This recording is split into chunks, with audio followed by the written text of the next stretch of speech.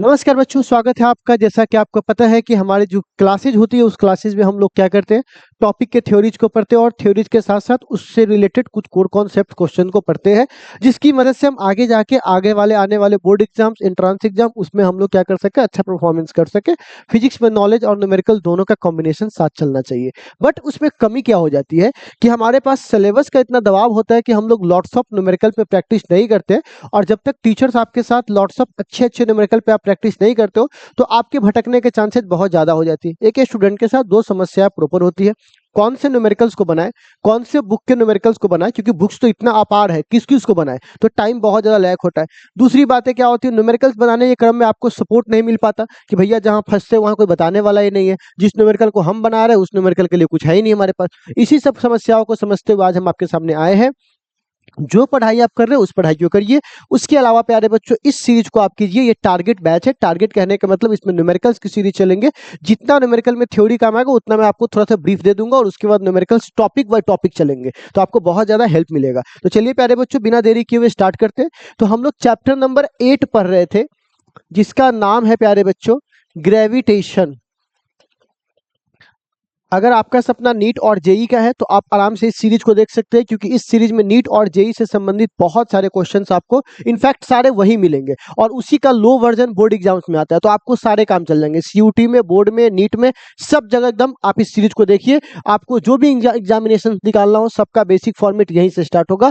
गंगोत्री से, जीरो से लेकर हीरो लेवल तक चलेगा। तो चलिए प्यारे बच्चों, ग्रेविटेशन में सबसे पहले एक टर्म क्या आता है कि जब दो मासेज M1 होते हैं और M2 होते हैं तो आपस में ये दोनों फोर्स लगाते हैं। ठीक है, तो जो फोर्स लगाते हैं ना, इस फोर्स की जो मैग्नीट्यूड है वो होता है G into M1 M2 upon R square.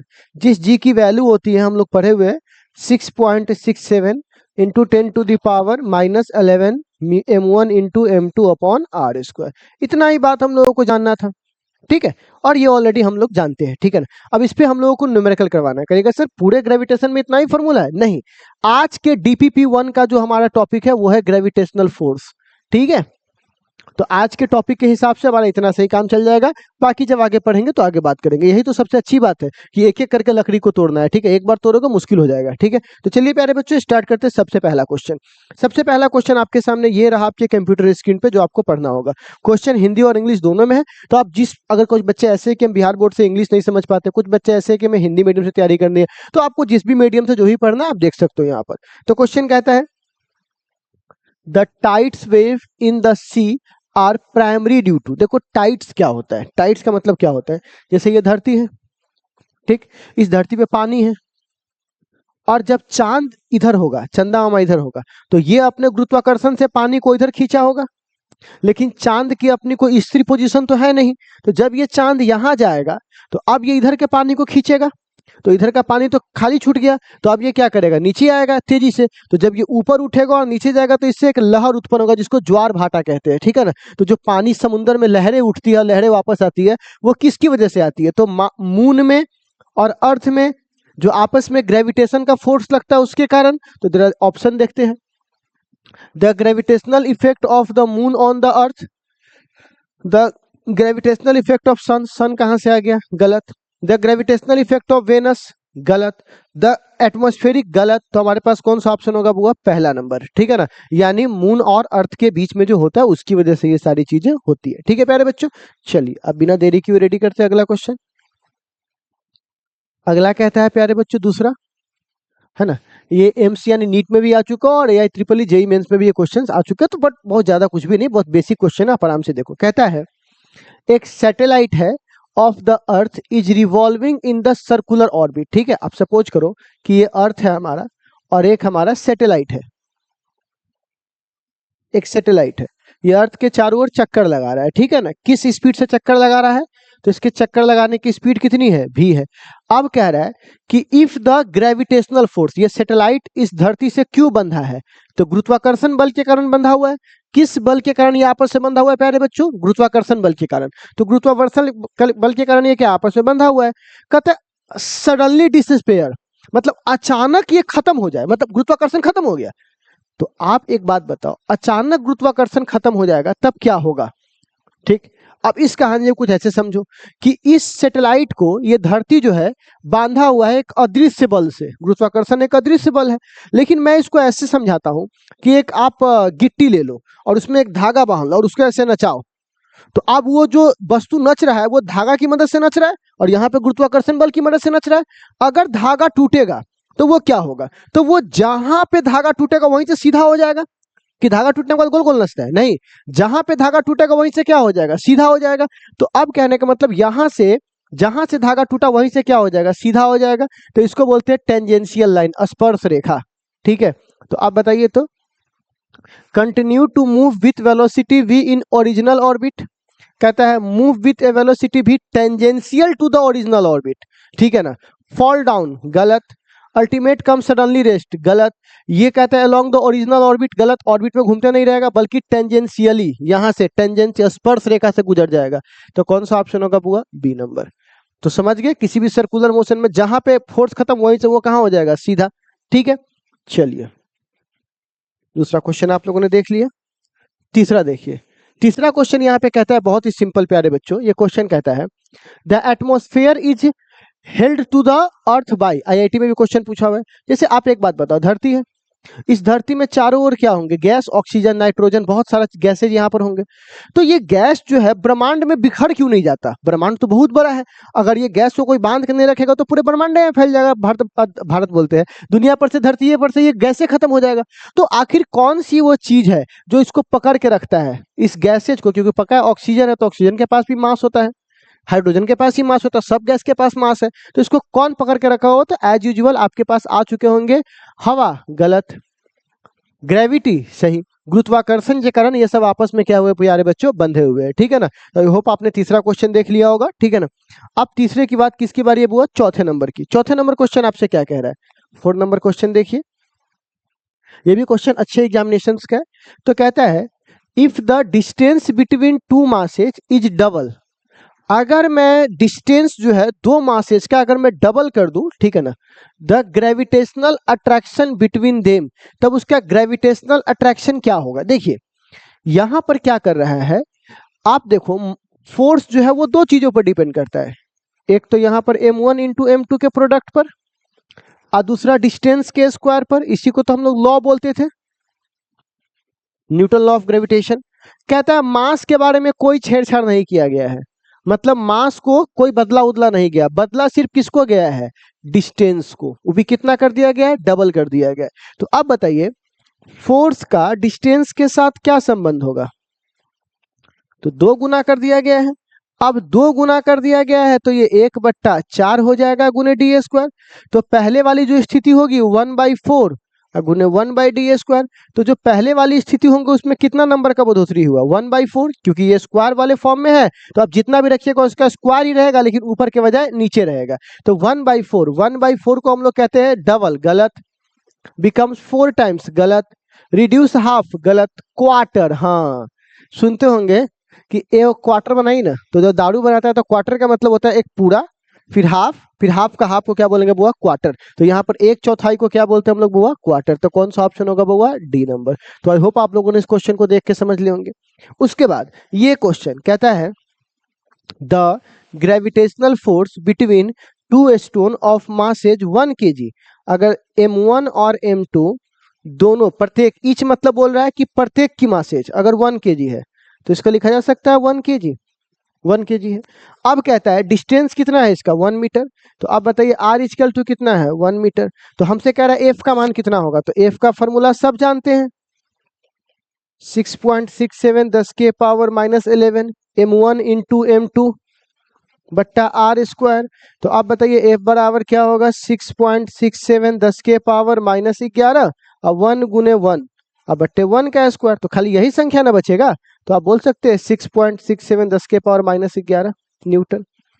तो ये इतना इजी, हाँ भाई पूछता है नीट वगैरह जेई वगैरह, देखिए ना इसमें फॉर्मूला पूछा है, ठीक, और बोर्ड एग्जाम्स में भी आते हैं, तो कोई कैटेगराइज नहीं है भाई, सवाल होता है। ठीक है ना, आप आराम से बताओ, भरोसा करो आप बस। ठीक है, 5वां हो गया, हिंदी वाले हिंदी में देख लेंगे। अब 6 नंबर क्वेश्चन, ये भी सीबीएसई पीएमटी में क्वेश्चन, अच्छा क्वेश्चन है। कहता है 2 पार्टिकल्स है ऑफ इक्वल मासेज है, गो अराउंड सर्कुलर, देखो अब यहाँ पर देखिए, एक मासेज एम है, दूसरा मासेज एम है, और ये एक सर्कल पे ऐसे घूम रहे हैं, ठीक है। तो जिस पे ये घूम रहे हैं ना प्यारे बच्चों, ठीक है ना, जिस पे ये घूम रहे हैं उसकी रेडियस कितनी है, आर है। कितनी है, आर है। Under the action there mutual attraction, मतलब एक दूसरे के साथ गुरुत्वाकर्षण के कारण ये घूम रहे हैं। तो कह रहा है the speed of each particle, कह रहा है प्रत्येक पार्टिकल की स्पीड क्या होगी, मतलब ये भी होगा। तो आप एक बात बताइए, अंदर की ओर जो बल लग रहा होगा उसको बोलेंगे ग्रेविटेशनल फोर्स, और कोई भी चीज सर्कुलर पाथ पे घूमता है तो बिना सेंट्रीपिटल फोर्स के घूम सकता है। कोई भी चीज सर्कुलर पाथ पे घूमता है तो वहां पर सेंट्रीपिटल फोर्स चाहिए। तो आप कह सकते हो कि सेंट्रीपिटल फोर्स बराबर होगा ग्रेविटेशनल फोर्स के। ठीक, आप सेंट्रीफ्यूगल फोर्स से कॉन्सेप्ट को समझोगे तो ऐसे भी समझो, ये जाना चाहता है इधर लेकिन सेंट्रीफ्यूगल फोर्स इसको इधर खींच के रखा हुआ है। ठीक है, तब ना एक दूसरे को बैलेंस करता है, तो ना इधर जाता है ना इधर जाता है, बल्कि ऐसे ऐसे गोल गोल नचता है। ठीक है, अगर ये ज्यादा होगा तो इधर चल जाएगा, ये ज्यादा होगा तो बाहर फेंका जाएगा। तो पक्की बात है ये दोनों आपस में बराबर है। तो बराबर है तो सेंट्रीपिटल फोर्स का फॉर्मूला क्या होता है, mv² / r। कोई दिक्कत नहीं है, अच्छा mv² / r, ठीक, बराबर Fg का फॉर्मूला g m1 × m2, दोनों का मास बराबर है। अच्छा r, अब r नहीं लिखते हैं बल्कि दोनों के बीच की दूरी लिखते हैं। यहाँ पे r लिख करके काम करोगे ना गलत आंसर आ जाएगा। तो यहाँ पे क्या करना है प्यारे बच्चों, दो मास, इसके बीच की दूरी r + r, तो इसके बीच की दूरी 2r होगा। पर हम लोग इतना फ्रीक्वेंट हो जाते हैं रटने में, इतना फ्रीक्वेंट हो जाते हैं कि यहाँ पे आर रख देते हैं। आर नहीं रखना है, दो मास के बीच की दूरी रखना है। तो आप बताइए ये कितना हो जाने वाला है, तो ये होने वाला है 1m से 1m को जाने दीजिए, तो ये हो जाएगा v² / r बराबर g m/4r²। ये को सेव कट जाएगा, तो v बराबर क्या हो जाएगा, √अंडर gm/4r, gm कितना हो जाएगा वो 4r, 2 बाहर आ जाएगा तो 1/2, क्योंकि 4 है ना, तो ये कितना हो जाएगा √अंडर gm/r। तो कौन सा ऑप्शन है हमारे पास, सी नंबर। देखिए, और एक छोटा सा गलती करते तो आपका सब कहानी गड़बड़ हो जाता। तो यही धीरे धीरे थोड़ा ध्यान से, पीएमटी का सवाल है, पैरामेडिकल टेस्ट नीट वगैरह का, तो कुछ एक्स्ट्रा नहीं है भाई, बहुत हाथ पैर नहीं मारना है। लोगों ने इसको ढब्बर बना दिया है, एकदम सिंपल है, आप बस जुड़े रहिए, आपको सब कुछ बहुत सिंपली पता चलेगा। तो भैया टॉपिक बाय टॉपिक करने पर चीजें इतना आसान हो जाती है क्या, बिल्कुल आसान हो जाएगी, बने रहो। अब देखो यहां से, ठीक है, अब कहता है द अर्थ, तो अर्थ का मास यहां दिया हुआ है, रिवॉल्व अराउंड द सन, सन के चारों ओर घूम रहा है, ओके, सन के चारों ओर घूम रहा है, ठीक है। अब कहता है एंगुलर वेलोसिटी यहां पर दिया हुआ है, तो अब एक बात बताइए, ओमेगा का मान हमें दे दिया हुआ है 2,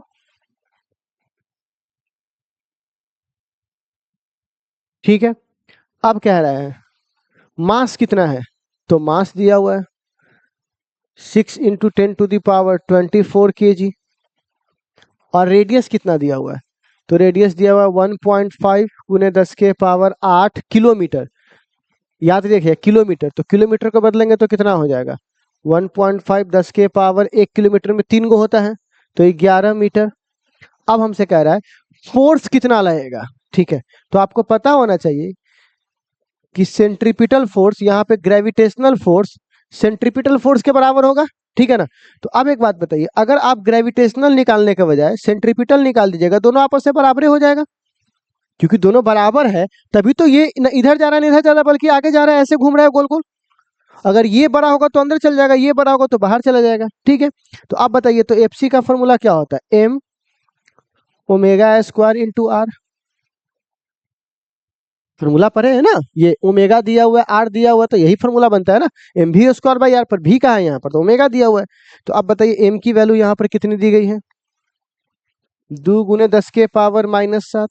ओमेगा का मान कितना है, सॉरी ओमेगा का मान नहीं, एम का मान, एम का मान 6 है, सॉरी उल्टा लिखा गया, देखो आर। तो आप बताइए तो एम का मान कितना है, 6 × 10⁻24। एम का मान कितना है प्यारे बच्चों, एम का मान हो गया, ओमेगा का मान बोलो, तो 2 × 10⁻⁻7 का होल स्क्वायर गुने आर की वैल्यू बोलो, तो 1.5 गुने 10 के पावर 11, ठीक है। ये हो जाएगा 6, दो दूनी 4, और ये हो जाएगा 1.5। आप गुने पावर को देखो, 10 के पावर 24, 24 में 11 जोड़ना दो, जब बेस अभी रहने दो थोड़ा देर के बाद। 10 के पावर -7 दूनी 14, और गुने 10 के पावर कितना हो जाएगा 11, ठीक है। अब यहाँ पर देखो कितना होगा ये बराबर, ठीक है ना, 15 चौका 60, ठीक है। तो यहाँ पे दशमलव है, तो यहाँ पे फिर से एगो शून्य हट जाएगा, तो मतलब ये हो जाएगा गुने 10 के पावर, देखो तो 14 में से 11 जाएगा, बेस से में तो पावर जुड़ जाएगा, तो यहाँ पर कितना बचेगा -3, अब -3 यहाँ जाएगा तो कितना बचेगा 21, ठीक। तो यहाँ पे हो जाएगा 6 × 36 और 10 के पावर 21, यानी सही ऑप्शन होगा डी नंबर, ठीक है। सिंपली आपको सोचना था, बस इसी तरह से आपको काम करना है, ठीक है। बढ़े आगे, चलिए नेक्स्ट। अब प्यारे बच्चों कहता है gravitational mass is proportional to gravitational, ठीक है ना। ग्रेविटेशनल मास किसके प्रोपोर्शनल है प्यारे बच्चों, ठीक है ना। तो यहाँ पे कहता है फील्ड के हैं, फोर्स के है, इंटेंसिटी के है, और किसके, ऑल ऑफ दिस। तो देखो बुआ, जो गुरुत्वीय मास है ना वो सब में आता है, ठीक है ना। आप जो भी फॉर्मूला पढ़िएगा ना, F बराबर तो G_m_m/r², ठीक है। तो आप कितना भी कुछ कर लो, एक वो मास आपके साथ रहबे करेगा, तो आपके लिए ऑप्शन कौन सा हो जाएगा, उपरोक्त सभी, ऑल ऑफ दिस, ठीक है प्यारे बच्चों, सभी आंसर आपके हो जाएंगे, ठीक है। अब सवाल है the gravitational force between two masses m1 and m2 separated at r distance. तो फॉर्मूला ये होता है हमारे पास, ठीक। तो कहा जाता है k के बारे में बताइए। तो मैंने बोला है ना कि यहाँ पर k लिखा है, k को ही g कहते हैं। तो g का नाम होता है यूनिवर्सल ग्रेविटेशनल कांस्टेंट, आज ही मैंने चर्चा किया था। तो यूनिवर्सल ग्रेविटेशनल कांस्टेंट का मतलब होता है जिसकी वैल्यू सर्वत्र एक जैसी हो, सब जगह एक ही जैसा हो। तो g का मान कहीं नहीं बदलेगा, तो वो सिर्फ यूनिट पर डिपेंड करेगा। SI में उसकी वैल्यू 11 होती है, और CGS में उसकी वैल्यू -8 हो जाती है। तो आप देख रहे हो ना, खाली यूनिट पे बदल रहा है, बाकी कौन चीज बदलने वाला नहीं है। तो depend on system of the unit, ठीक है ना, ठीक है। सिर्फ किस पे डिपेंड करेगा, ए पर। चलिए नेक्स्ट, चलिए 10वां नंबर में कहता है किसने जी की वैल्यू निकाली थी। तो आपको ये पॉइंट लिखवाए हुए कैवेंडिश ने, ठीक है। किसने निकाली थी, कैवेंडिश ने। अगला क्वेश्चन, ठीक है, 11 नंबर क्वेश्चन कहता है, यहां पर देखिएगा 11 नंबर में कि अगर एक m मास है, आप मान के चलो यहाँ पर एक मास है m, ठीक। कह रहा है इसको हम दो टुकड़ों में तोड़ दिए, एक को मैंने बोल दिया यहाँ पर x गुने m, और दूसरा को मैंने तोड़ दिया प्यारे बच्चों 1 माइनस, मैंने नहीं, ये जो बोल रहा है उसमें 1 - x गुने m। आप कह रहे हैं इसको मैंने सेपरेट भी कर दिया, ठीक है ना। तो कह रहा है x की वैल्यू क्या होगी, किसकी वैल्यू क्या होगी, x की वैल्यू क्या होगी, ठीक है ना। कब, जब उस पर ग्रेविटेशनल अट्रैक्शन का फोर्स क्या मिले, मैक्सिमम मिलना चाहिए, ठीक। तो आप कहने एक बात बताइए, सिंपल सी बात है बुआ, यहाँ पर F बराबर क्या फॉर्मूला होता है प्यारे बच्चों, तो F बराबर फॉर्मूला यहाँ पर G_m_m_2, अब ठीक। अब m1 m2 का मान देखिए, तो m बराबर G, m1 की जगह xm, ठीक। और बताइए तो m2 की जगह क्या है, तो 1 - xm, अब बट्टे क्या हो जाएगा r²।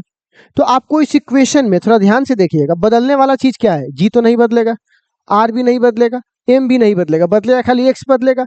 तो मैक्सिमा मिनिमा की एक शर्त होती है जो आप लोगों को प्यारे बच्चों, अगर आप नीट और जेई की प्रिपरेशन कर रहे हो तो आपको कम से कम इतना ध्यान रखना चाहिए, या आप कोई भी एंट्रेंस यूट्यूब वगैरह किसी की भी प्रिपरेशन कर रहे हो, थोड़ा सा एक्स्ट्रा हट के देखना चाहते हो,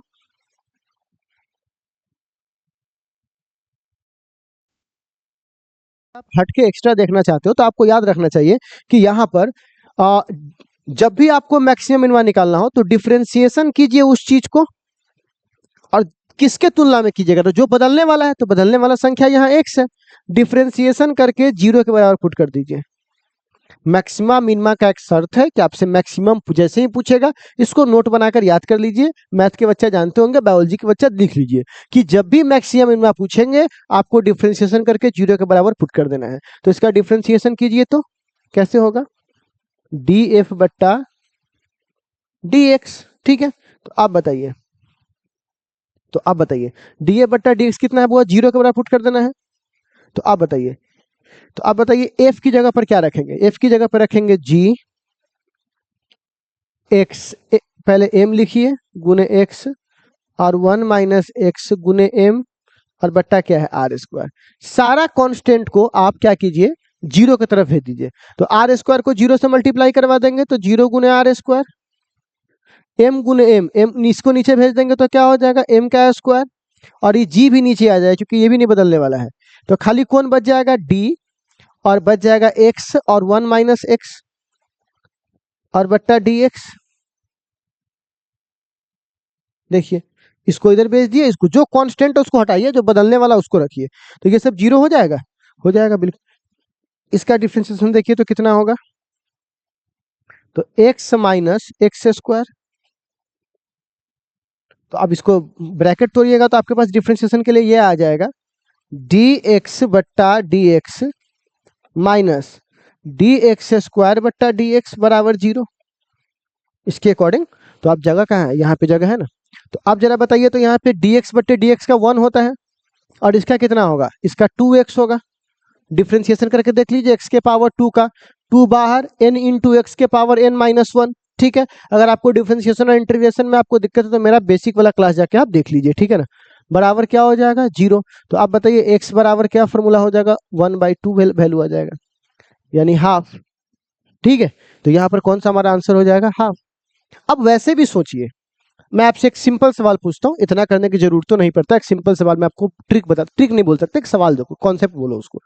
अगर मैं आपको 100 रुपया दूं और बोले कि आप ऐसे बांटो कि दो आदमी को मैक्सिमम रुपया मिले, किसी को कम या ज्यादा ना मिले, मैक्सिमम मिले दोनों को, तो 49 48 बांट 49 51 बांट सकते हो क्या आप, नहीं बांट सकते, एक को ज्यादा एक को कम हो जाएगा। तो क्या करेंगे, इक्वल इक्वल बांटेंगे, आधा आधा बांटेंगे, 50 50। तो अगर एम मास को तोड़ेंगे तो कितना भाग में तोड़ना पड़ेगा, आधा आधा, m/2 m/2। तो यही तो सिंपल सी बात है, मैक्सिमम वैल्यू मिलना चाहिए। मास एम है, उसको दो भाग में तोड़िए ताकि मैक्सिमम वैल्यू मिले, तो आधा आधा तोड़ दो, हाफ हाफ। समझे। तो ये क्वेश्चन आप लोगों को समझ में आ गया। आई होप अगर नहीं आया तो मतलब आ तो गया ही होगा, अगर आपको और कंफ्यूजन है तो एक बार आप फिर से वीडियो को रिपीट करके देख लीजिए, ठीक है। चलिए नेक्स्ट।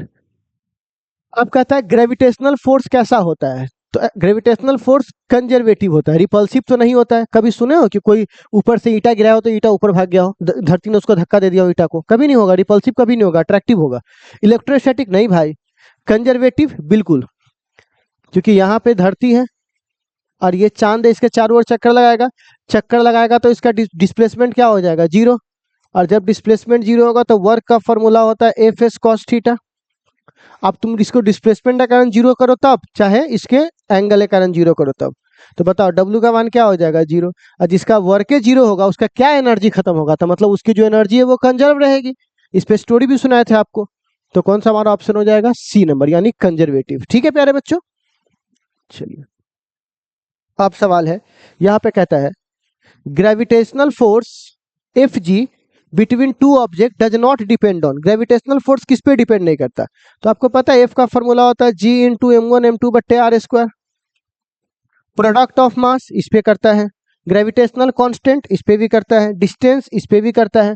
हाँ सम, सम मतलब जोड़ नहीं है, देख रहे हो यहाँ पे जोड़ है कि गुना है, गुना है ना। तो सही ऑप्शन कौन सा होगा, ए, मतलब जोड़ पर डिपेंड नहीं करता है। ठीक है, तो 13 का आंसर हो गया। 14 देखिए, ठीक है। अब कहता है, देखिए अब कहता है टू स्फीयर्स का मास m है और m है, उसको हवा में रखा गया था, तो उसके बीच में फोर्स F लग रहा था। यदि हम उसको लिक्विड, उसके दो मास के बीच में लिक्विड डाल दे जिसकी डेंसिटी कितनी है, ग्रेविटी स्पेसिफिक डेंसिटी 3 है, तो ग्रेविटेशनल फोर्स क्या होगा, पागल। ये सीबीएसई पीएमटी में पूछा हुआ है पैरामेडिकल टेस्ट में, ठीक है, डॉक्टर बनने के लिए वही होगा। क्योंकि अभी मैं बोल चुका हूं कि F का फॉर्मूला होता है G इंटू m1 m2/r²। मास बदला नहीं, दूरी बदला नहीं, तुमने बीच में कुछ डाल दिया, तो जी का मान केवल यूनिट को छोड़कर किसी माध्यम पर डिपेंड करने वाला नहीं है। चाहे तुम मून पे जाओ, चाहे तुम हनीमून पे जाओ, कोई फर्क नहीं पड़ता, वो बदलने वाला नहीं है। किसी भी जगह तुम चले जाओ, तेल में पानी में कहीं भी, वो बदलने वाला नहीं है। तो यहाँ पर आप कह सकते हो कि जी की वैल्यू हमेशा क्या मिलेगी, हर जगह कांस्टेंट। तो जब ये किसी माध्यम पर डिपेंड करता ही नहीं है तो एफ का मान बदलेगा क्या, नहीं बदलेगा, तो एक ही रहेगा। ठीक है, चलिए नेक्स्ट। आप कहता है धरती से एटमॉस्फेयर क्यों बंधा हुआ है, तो अभी तो बताए थे ग्रेविटी। ठीक है, क्वेश्चन रिपीट हो गया था ना। चलिए ये क्वेश्चन आखिरी क्वेश्चन है, देखिए क्या है। अच्छा क्वेश्चन है, कहता है दो आइडेंटिकल सॉलिड कॉपर है, कॉपर स्फीयर। देखिए ध्यान से सुनिएगा, अगर आपको कोई ये बता रहा है ना, कि आपको कोई ये बता रहा है कि मटेरियल सेम है, तो आप समझिए आपसे ये कहना चाह रहा है कि डेंसिटी सेम है। बात को समझिए, बहुत अच्छा क्वेश्चन है, कितने बच्चे इसमें गलती करते हैं, ठीक है ना। ठीक, आप कहिएगा अगर आर उसका दूरी है, दोनों आर दूरी पर है, कांटेक्ट में है जो भी है, तो ग्रेविटेशनल अट्रैक्शन फोर्स क्या होगा, प्रोपोर्शनल किसके होगा, दूरी के साथ। तो कई बच्चे क्या करते हैं, एफ इंटू m1 m2 बट्टे आर स्क्वायर, तो कहता है एफ जो है वो आर के साथ ऊपर जाएगा आर, तो -2, तो सही ऑप्शन होगा बी नंबर, जो कि गलत है। इतना आसान नहीं है भाई, थोड़ा सा आपको समझना पड़ेगा। क्या समझना पड़ेगा, जैसे ही किसी ने उसका नेचर बताया कि भैया ये दो ऑब्जेक्ट है और इसकी सेम नेचर है, तो वो आपको डेंसिटी पे लेके जाना चाहता है। अब डेंसिटी क्या चीज होता है, तो आपको पता है कि डेंसिटी का फॉर्मूला होता है मास बाई वॉल्यूम। अब अगर दोनों सेम है तो दोनों की डेंसिटी भी सेम होगी। अभी मैं अगला चैप्टर डेंसिटी पढ़ाने वाला हूँ लिक्विड वगैरह में, तो वहां आपको डिटेल पढ़ाऊंगा, ये सवाल फिर आएगा, बट अभी आप समझ लो डेंसिटी सेम होगी। तो बताइए मास का फॉर्मूला क्या होगा, डेंसिटी गुने वॉल्यूम। और एक गोला है, सॉलिड स्फीयर है, तो गोला का वॉल्यूम कितना होता है, 4/3 पाई आर क्यू। अब दोनों मटेरियल कॉपर है तो दोनों की डेंसिटी सेम है, दोनों सेम साइज का है, दोनों का रेडियस भी सेम है। तो आप बताइए तो फोर्स का फॉर्मूला क्या होगा, तो एफ का फॉर्मूला होगा जी, पहला वाला मास गुने दूसरा वाला मास, अब बीच की दूरी कितना, आर स्क्वायर। ठीक है, अब ये कह रहा है दोनों सटा के रखा हुआ है, तो बीच की दूरी 2r² मान के चलो, ठीक है, टच करवा के रखा हुआ है, आर आर जो भी है, तो 2r का स्क्वायर। ठीक है, अब बताओ एफ, ठीक है, अब जी एम की जगह, तो एम की जगह बोलो तो क्या रखाएगा, 4/3 पाई आर क्यू, और ऑलरेडी इसका स्क्वायर क्योंकि दो है ना ये, और नीचे कितना है 4r²। अब बताइए, हमको बाकी से मतलब नहीं है, हमको मतलब सिर्फ दूरी से है। तो ध्यान से देखिए, तो सिर्फ बाकी से हमको मतलब है नहीं, मतलब हमको सिर्फ दूरी से है। तो दूरी को देखिए तो कितना हो जाएगा, ऊपर हो जाएगा r के पावर 3 दूनी 6, और नीचे r के पावर 2, तो कटेगा तो ये हो जाएगा r के पावर 4। तो हमारा सही ऑप्शन क्या हो जाएगा, r के पावर +4।